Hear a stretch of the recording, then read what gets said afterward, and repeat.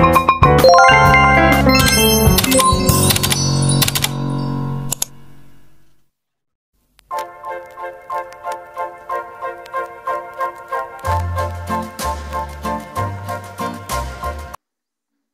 guys!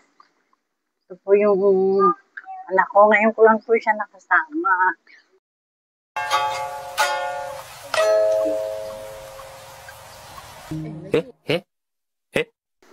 Wala, may ibabansa ka naman na. Hindi, ngayon ko lang siya nakasama kasi lagi po ako nasa school. Yan, kaya tinatawag siyang school mama. Kaya, yun po ang ano ng vlog ko. Yung school day mama. Ayun yung Ayan yung Opo.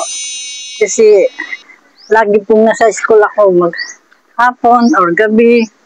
Eh, Kasi guys, pag uuwi yan sa mga galing school is lalabayan or maglinis ang bahay.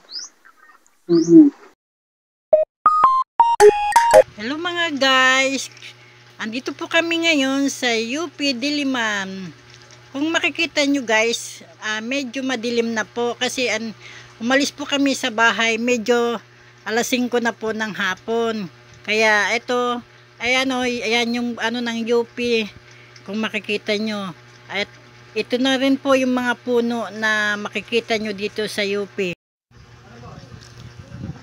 Hello mga kamama, dito na naman po kami ngayon sa playground ng UP.